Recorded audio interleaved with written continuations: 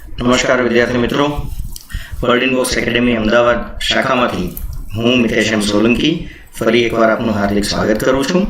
મિત્રો, આજનો પણ આપણો વિષય રહેશે કરંટ અફેર્સ.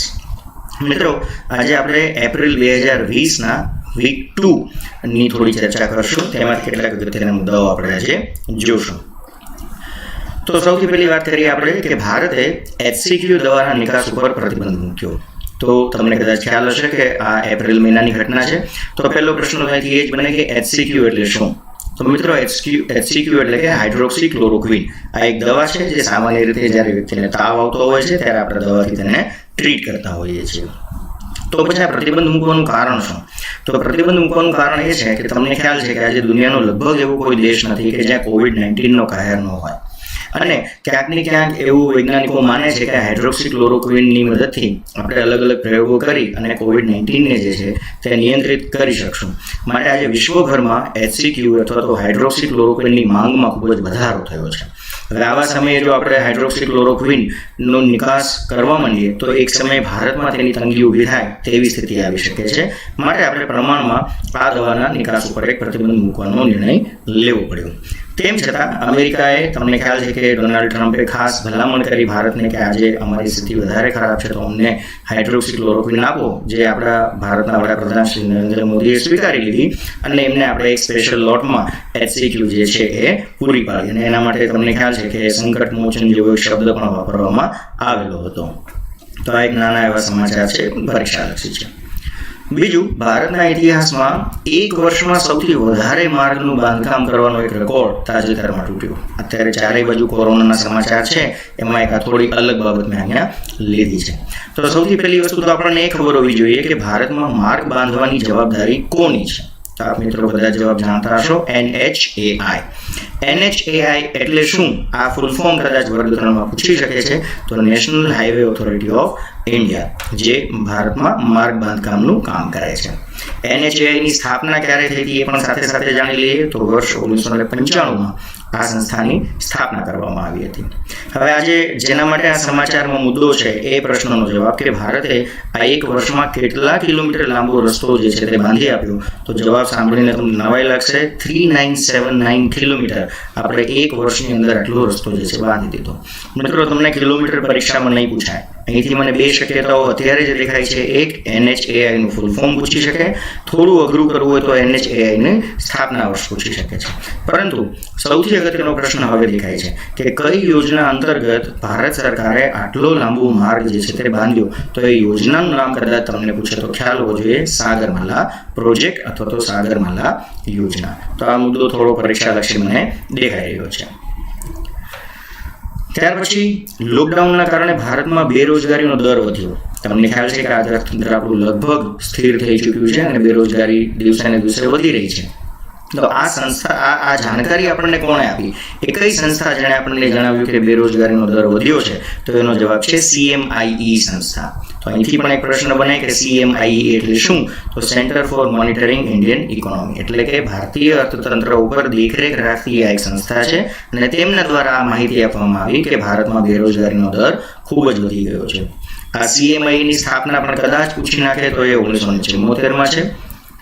કેટલા ટકા લોકોએ આ લોકડાઉનના લીધે નોકરી ગુમાવી? તો આંકડો ખૂબ જ દુઃખદ છે. 20% લોકોએ પોતાની રોજગારી અથવા તો પોતાની નોકરી જે છે તે આ લોકડાઉનના કારણે ગુમાવી છે. વર્ષ 2019નો બેરોજગારીનો દર તમે જોશો તો આપણને દુઃખ થાય. 6.1%, જે છેલ્લા 45 વર્ષનો સૌથી વધારે બેરોજગારીનો દર છે. એટલે આપણું અર્થતંત્ર અત્યારે પ્રમાણમાં ધીમું પણ પડી ગયું છે. બીજી એક વસ્તુ ગુજરાતના છે ખાસ સમાચાર અને વર્ગ 3માં પૂછી શકાય એવો પ્રશ્ન છે કે ગુજરાતના જે ખેડૂતે બાયોફોર્ટિફાઈડ ગાજર વિકસાવ્યા.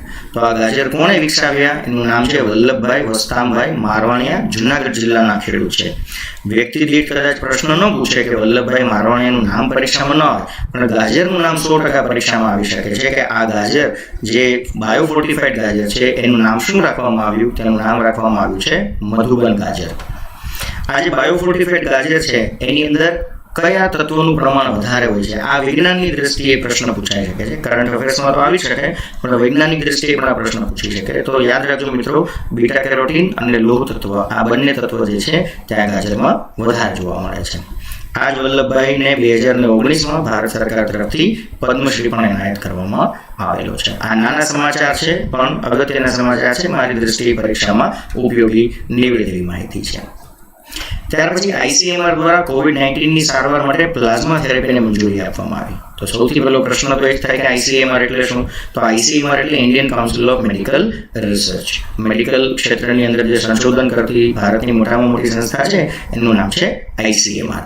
હવે આ થેરેપી જે છે એનો ઉપયોગ શેમાં લેવાય છે અથવા તો શા માટે લેવાય છે? તો સામાન્ય રીતે વાયરસથી જ્યારે કોઈ દર્દી પીડિત હોય ત્યારે તેના માટે આ થેરેપી જે છે તેનો ઉપયોગ લેવામાં આવે છે. યાદ રાખજો મિત્રો, પ્લાઝમા થેરેપી નવી નથી, પરંતુ પ્લાઝમા થેરેપીનો COVID-19ની સારવાર માટેનો ઉપયોગ જે છે તે સૌપ્રથમવાર કરવામાં આવે છે, માટે તે સમાચારમાં છે.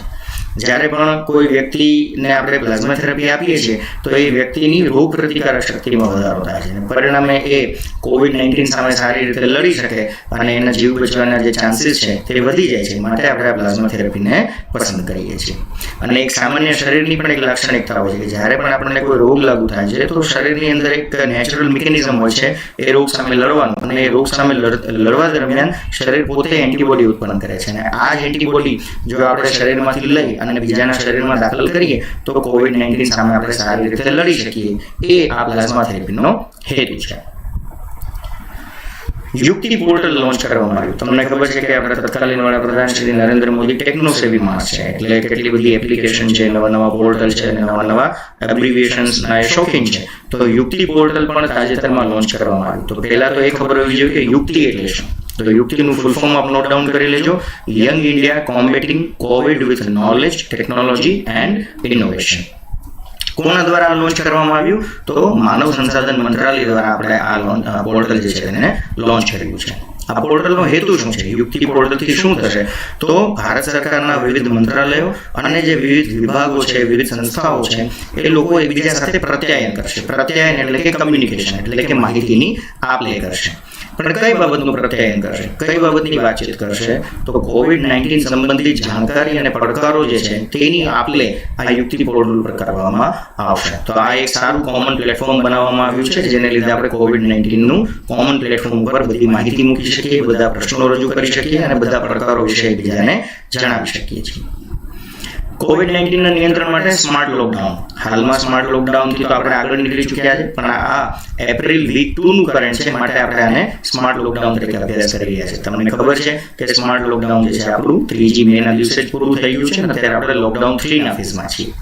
તો સ્માર્ટ લોકડાઉન એટલે શું? તો સ્માર્ટ લોકડાઉન દરમિયાન આપણા વડાપ્રધાને આપણું જે વિસ્તાર છે એને 3 અલગ અલગ ક્ષેત્રમાં વિભાજિત કર્યા હતા. અને આ 3 અલગ અલગ ક્ષેત્ર એટલે રેડ ઝોન, ઓરેન્જ ઝોન અને ગ્રીન ઝોન. રેડ ઝોનમાં શું હતું? તો રેડ ઝોનમાં આપણે કોઈ પણ પ્રવૃત્તિને મંજૂરી આપતા નહોતા. જ્યાં કોરોનાના ખૂબ જ કેસીસ હોય, જ્યાં તેનું ખૂબ જ પ્રમાણ જોવા મળે, ત્યાં કોઈ પણ જાતની પ્રવૃત્તિને મંજૂરી આપવામાં આવશે નહીં. ઓરેન્જ ઝોન છે, મધ્યમ ઝોન છે, તો ત્યાં મર્યાદિત જાહેર વાહન વ્યવહારની મંજૂરીને થોડી છૂટછાટ આપવામાં આવી હતી. અને ગ્રીન ઝોન કે જ્યાં હજી સુધી કોરોના જોવા જ નથી મળ્યો, તો ત્યાં પણ આપણે કૃષિ અને મધ્યમ ઉદ્યોગની થોડી ઘણી પ્રવૃત્તિઓની મંજૂરી આપણે આપી હતી. અહીં મિત્રો યાદ રાખજો, તમે ઓરેન્જ ઝોનમાં હો કે ગ્રીન ઝોનમાં હો, સોશિયલ ડિસ્ટન્સિંગ જાળવવું એ બંનેની ફરજિયાત શરત હતી. જોકે હવે આપણે સ્માર્ટ લોકડાઉનથી આગળ નીકળીને 3જા લોકડાઉનની અંદર પ્રવેશી ચૂક્યા છે. Helicopter money.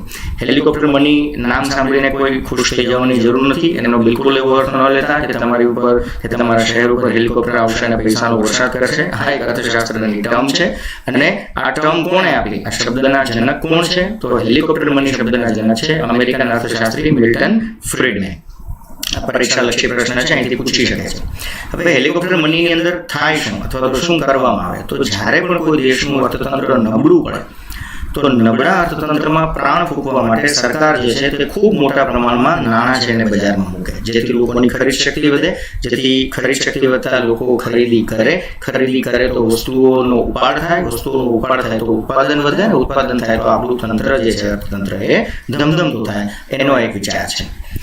શું આ જે નાણાં સરકાર બજારમાં મૂકશે એ નાણાં ઉપર સરકારે વ્યાજ ભરવું પડશે? તો કે ના.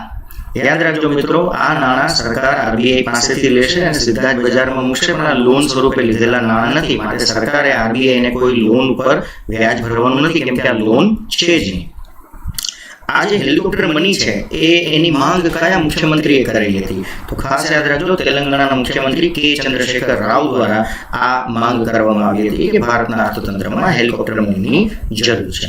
કેટલા નાણાંની એમણે માંગ કરી હતી અથવા તો સૂચન કર્યું હતું? તેમણે કહ્યું હતું કે ભારતની જે કુલ જીડીપી છે એની 5% રકમ જે છે આપણે બજારની અંદર મૂકવી જોઈએ. એની સાથે સાથે સીઆઈઆઈ દ્વારા પણ એક સૂચન આપવામાં આવ્યું હતું. આ સૂચન પરીક્ષાલક્ષી છે. તો સીઆઈઆઈ દ્વારા એવું સૂચન કરવામાં આવ્યું હતું કે જે વ્યક્તિની વાર્ષિક આવક 5 લાખ રૂપિયા કરતાં ઓછી હોય તેવા વ્યક્તિના અકાઉન્ટમાં 5,000 રૂપિયા સરકારે મૂકવા જોઈએ. તો અહીંથી બીજો પ્રશ્ન પણ બને કે સીઆઈઆઈ એટલે શું? તો સીઆઈઆઈ એટલે કન્ફેડરેશન ઓફ ઇન્ડિયન ઇન્ડસ્ટ્રીઝ. તો મિત્રો આમાંથી ઘણા પ્રશ્નો બની શકે છે. હેલિકોપ્ટર મનીનો શબ્દ કોણે આપ્યો? કયા મુખ્યમંત્રી દ્વારા માંગ કરવામાં આવી? કેટલી રકમની માંગ કરવામાં આવી? સીઆઈઆઈ નું સૂચન શું હતું? અને સીઆઈઆઈ એટલે શું? આવા 4 કે 5 પ્રશ્નો આ સ્લાઇડમાંથી બની શકે છે. કોવિડ-19 માટે સપ્તપદી લોન્ચ કરવામાં આવી. સપ્તપદી શબ્દ સાંભળી અને કુંવારા લોકોએ ખુશ ન થઈ જવું. આ લગ્નની સપ્તપદીની વાત નથી કરતા આપણે. આ જે છે એ કોવિડ-19 માટે છે. પણ સૌથી પહેલો પ્રશ્ન કે આ સપ્તપદી કોણે લોન્ચ કરી? તો એ લોન્ચ કરી પ્રધાનમંત્રી શ્રી નરેન્દ્ર મોદી. હવે આ સપ્તપદી શું છે? સપ્તપદી છે કોવિડ-19 સામે લડવા માટેના 7 મંત્ર. કયા છે આ 7 મંત્ર? તો પહેલો, વયોવૃદ્ધ લોકોનું વિશેષ ધ્યાન રાખવું. આપણને ખ્યાલ છે કે મોટી ઉંમરના લોકોને કોરોના જે છે તે ખૂબ ઝડપથી તેનો ચેપ લાગી શકે છે. તો વયોવૃદ્ધ લોકોને આપણે વિશેષ ધ્યાન આપવું જોઈએ. બીજું, સોશિયલ ડિસ્ટન્સિંગ જાળવવું. તમે ક્યાંય પણ જાઓ જાહેર જગ્યાએ તો તમારે અને બીજા વ્યક્તિ વચ્ચે એક ચોક્કસ અંતર જાળવી રાખવું. રોગ પ્રતિકારક શક્તિ વધારવી. આપને કદાચ ખ્યાલ જ હશે કે આયુષ મંત્રાલય દ્વારા કેટલીક માર્ગદર્શિકાઓ બહાર પાડવામાં આવી છે અને વ્યક્તિએ પોતાની રોગ પ્રતિકારક શક્તિ વધે તેવા પ્રયત્નો કરવા જોઈએ. આરોગ્ય સેતુ એપ્લિકેશન દરેક વ્યક્તિએ ડાઉનલોડ કરવી જોઈએ. મારા અગાઉના લેક્ચરમાં જે મિત્રો હશે એમને ખ્યાલ હશે કે મેં આરોગ્ય સેતુ એપ્લિકેશનની વાત કરી હતી, જેમાં જીપીએસ અને બ્લુટૂથ આપણે શરૂ રાખવું જરૂરી છે અને એની એક વાત તમે અગાઉના લેક્ચરમાં જોઈ શકો છો. બીજું, ગરીબ લોકોને રહેવા જમવાની મદદ કરવી. આપણી નજીકમાં જો કોઈ એવો ગરીબ વ્યક્તિ હોય જેનો અત્યારે રોજગારી ન ચાલતી હોય તો એવા લોકોને આપણે રહેવા અને જમવાની થોડી મદદ કરી દઈએ તો આપણે એને અત્યારે સાચવી લેવા જોઈએ. બીજું, નોકરી તથા કોઈના પગાર કાપવાની. આજે અર્થતંત્ર જ્યારે નબળું છે ત્યારે બિનજરૂરી રીતે જો નોકરીમાંથી લોકોને છૂટા કરી દઈએ તો બેરોજગારીનો દર ઓર વધે અને જો એનો પગાર પણ આપણે કાપી લઈએ તો કોઈનું ઘર ન ચાલે. તો એવી બાબતો આપણે ન કરવી જોઈએ બને ત્યાં સુધી. ત્યાં એક મંત્ર છે. અને છેલ્લું કે કોવિડ-19 ની સામે લડવા માટે અત્યારે જે આપણા કોરોના વોરિયર્સ છે, મેડિકલ સ્ટાફ છે, સફાઈ કર્મચારીઓ છે, તેના પ્રત્યે આપણે એક આદરભાવ જે છે તે જાળવવો જોઈએ. તો આ સપ્તપદીના 7 પગલામાંથી કોઈ પણ પગલા પૂછી શકે છે. સાચા અને ખોટા ઓળખવા માટેનો પ્રશ્નમાંથી બની શકે છે. ડોક્ટર ભીમરાવ આંબેડકરની જન્મ જયંતિ આ કોરોનાના કહેર વચ્ચે જતી રહી. બહુ વધારે સમાચારમાં કદાચ ન ખ્યાલ આવ્યો હોય એટલે મેં મુદ્દો અહીંયા કવર કરી લીધો છે. કઈ તારીખે ઉજવાય છે? તો આપણને ખ્યાલ છે 14 એપ્રિલ બાબા સાહેબનો જન્મદિવસ છે, તો એ દિવસે જ ઉજવાય. કેટલામી જયંતિ હતી એ પ્રશ્ન બની શકે છે. તો ડોક્ટર ભીમરાવ આંબેડકરની આ 2020માં 129મી જન્મ જયંતિ આપણે ઉજવી છે. બાબા સાહેબનો જન્મ ક્યાં થયો હતો? તો આપ સૌ જાણો છો, મહુગામ, મધ્યપ્રદેશ. પણ પ્રશ્ન કદાચ આ બની શકે કે મહુગામ જે છે તે હાલમાં કયા નામે ઓળખાય છે? તો તેનું હાલનું નામ છે ડોક્ટર આંબેડકર નગર, જે વર્ષ 2003માં નામકરણ કરવામાં આવ્યું છે. મિત્રો, ડોક્ટર ભીમરાવ આંબેડકરને આપણે ખરેખર ખૂબ ઓછા જાણીએ છીએ. તેઓ કેટલી અને કઈ ભાષાઓ જાણતા હતા એ તમે જ્યારે જાણશો તો તમને પણ આશ્ચર્ય લાગશે. તમે જુઓ કે તેઓ કેટલી ભાષા જાણતા હતા. પાલી, હિન્દી, સંસ્કૃત, ફ્રેન્ચ, અંગ્રેજી, મરાઠી, જર્મન, ગુજરાતી અને પર્શિયન. વિચારો કેટલી ભાષાના તેઓ જ્ઞાતા હતા. કયા કયા એવોર્ડ બાબા સાહેબને મળેલા છે? તો વર્ષ 1956માં બોધિસત્વ એવોર્ડ અને વર્ષ 1990માં આપણે એમને ભારત રત્નથી નવાજેલા છે. તો મિત્રો, આ જે આજના મુદ્દાઓ છે તે એપ્રિલ 2020ના બીજા અઠવાડિયાઓના મુદ્દા છે. સાથે કેટલાક રસપ્રદ ફોટોગ્રાફ તમારી સાથે આજે શેર કરું છું. આપણા તત્કાલીન મુખ્યમંત્રી શ્રી વિજયભાઈ રૂપાણી છે અને આ હું જ છું. અત્યારે તમને સ્ક્રીન ઉપર દેખાય છે તેમાં કોરોનાને લીધે વધેલી જે દાઢી છે એને લીધે હું કદાચ એવું દેખાઉં છું, પણ ભરોસો રાખો આ પોતે હું જ છું કાળા શર્ટમાં. મારી સાથે મારા બીજા મિત્રો છે. ત્યારબાદ આ મારા અમદાવાદ શાખાના જનરલ બેચના વિદ્યાર્થીઓ છે જેમને હું વિધાનસભાની મુલાકાત માટે લઈ જતો હોઉં છું. તો એ વિધાનસભાની બહાર મેં લોકોએ સરસ મજાનો ગ્રુપ ફોટો પાડેલો હતો અને અહીંયા પણ આ હેન્ડસમ સ્માર્ટ દેખાતો વ્યક્તિ હું જ છું. થોડો ભરોસો રાખજો. દાઢી કોરોનાની દેન છે. કોરોના પછી તમને હું આ જ ચહેરા સાથે ફરીથી જોવા પણ મળીશ. મિત્રો, આજનું લેક્ચર અહીંયા પૂરું કરું છું. આશા રાખું છું આપને આ લેક્ચર પસંદ આવ્યો હશે, પરીક્ષામાં ઉપયોગી નીવડશે. જો આપને આ લેક્ચર ગમ્યો હોય, પસંદ આવ્યો હોય, તો હું આશા રાખું કે આપ આપના અભિપ્રાય અને સૂચન આપના સ્ક્રીન ઉપર દેખાતા જે નંબર છે 7575060101 પર આપશો તો ખૂબ ગમશે. ફરી મળશું નવા લેક્ચરમાં ટૂંક સમયમાં. આભાર.